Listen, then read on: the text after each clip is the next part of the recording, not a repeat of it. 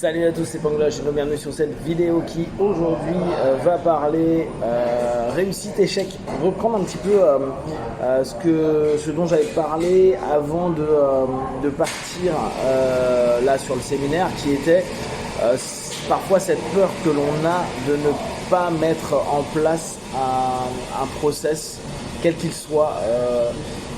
Parce qu'on se dit qu'il nous manque de l'information, parce qu'on trouve qu'on est un imposteur, parce qu'on estime qu'on n'a pas la compétence, etc. Et si on prenait la notion de Hellman, mais qu'on retrouve ici avec Mendler et la PNL, la mise en application rapide, effective est quelque chose de clé pour notre mémorisation et surtout pour la confiance en soi.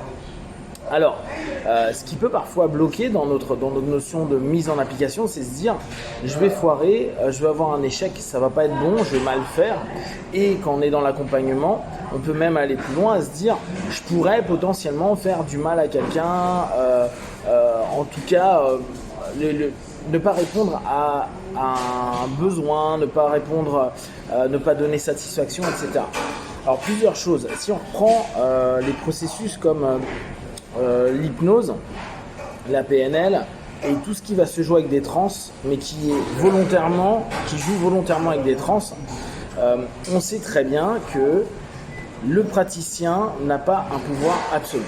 Et c'est hyper important de le prendre en compte parce qu'il y a encore énormément de praticiens qui ont l'impression qu'ils sont maîtres de tout, aussi bien du succès que de l'échec. Nous, on est un médium à un moment donné qui va permettre peut-être d'amplifier des choses, qui va permettre peut-être d'ouvrir des choses, qui va permettre peut-être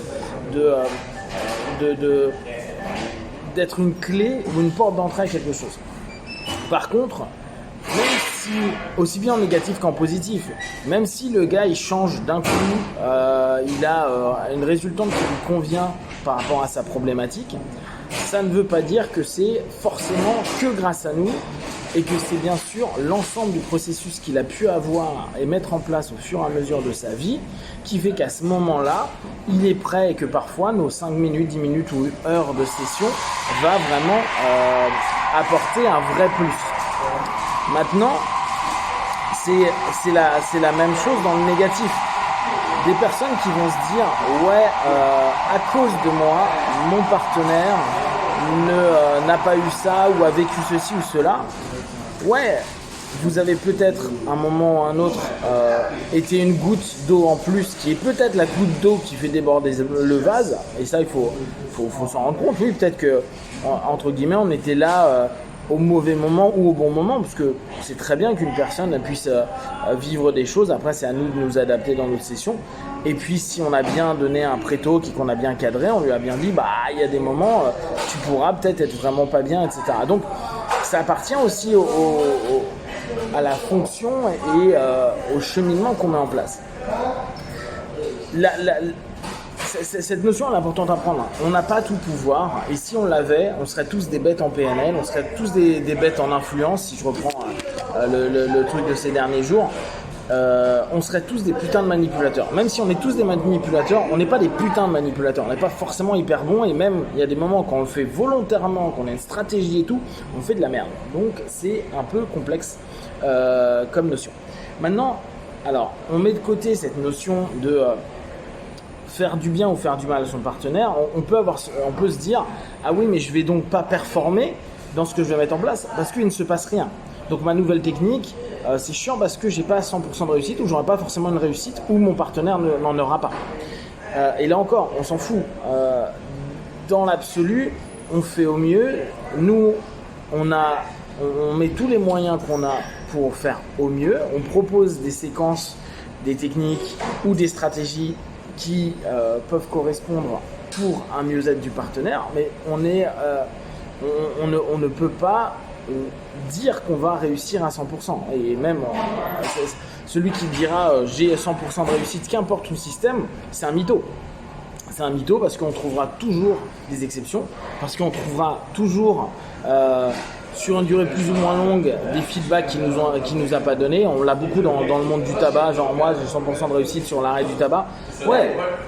Et combien de pourcents de reprise, combien de pourcents sur 5 ans, 10 ans, etc. etc. C'est ça qui nous intéresse. Donc se dire à un moment donné, oui, peut-être que ça va mettre en avant que moi je suis pas un praticien qui suis compétent ou qui puisse accompagner mon partenaire.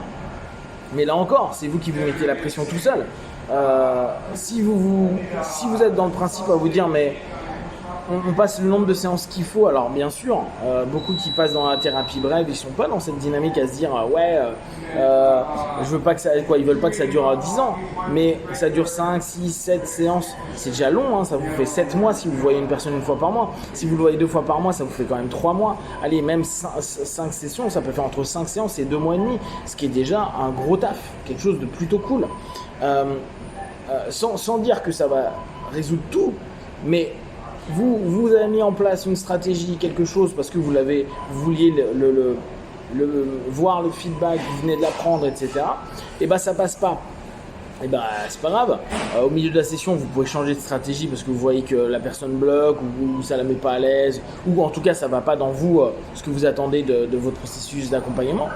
Arrêtez à la moitié, ou sinon finissez et puis vous dites bon, la prochaine session on va voir déjà le feedback réel et concret de cette dynamique là, et puis après on aura je vais pouvoir rebondir sur des choses. De toute façon ce sera pas perdu. Une des autres choses, c'est se dire je vais être en échec, c'est-à-dire je ne suis pas capable, et ça nous ramène à nos propres blessures d'incapacité.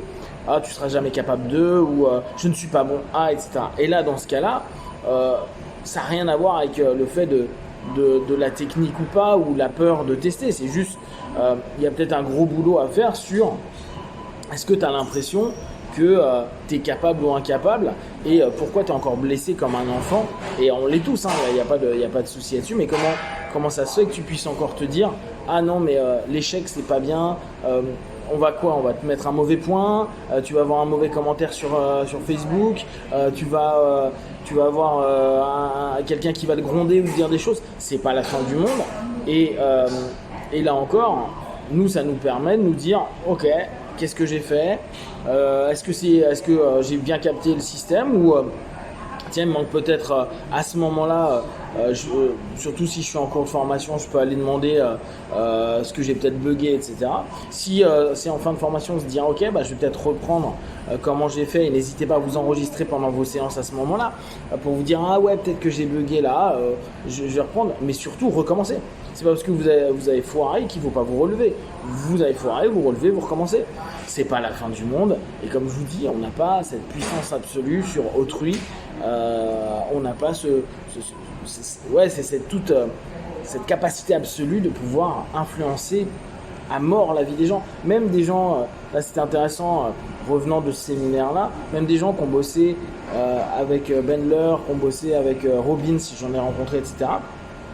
Ils disent ouais, j'ai vécu des sessions avec, et au bout du compte, je les vois quelques années plus tard.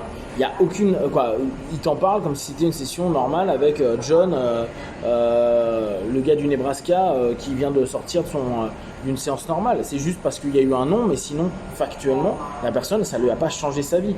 Hormis certains où on arrive à voir chez Tony Robbins par exemple, ou dans certains séminaires où tu as vraiment des changements de vie, la plupart du temps, vous inquiétez pas, même le plus grand des praticiens, la variation sur les années, pas tout de suite, parce que c'est vrai qu'il peut y avoir un chamboulement au départ, elle n'est pas si énorme que ça. Donc soyez cool, et puis vous mettez moins de pression, et simplement osez, interrogez-vous tout le temps, posez-vous les bonnes questions, et remettez en question tout le temps votre système et votre façon de pratiquer un système pour que vous puissiez avancer. Si vous avez des questions et des remarques, vous partagez sur Facebook, YouTube, j'ai répondre le plus rapidement possible, et comme d'habitude, de tout ce que je propose, ne prenez que ce qui est bon juste pour vous. Testez, observez, analysez et concluez. Be one, ciao.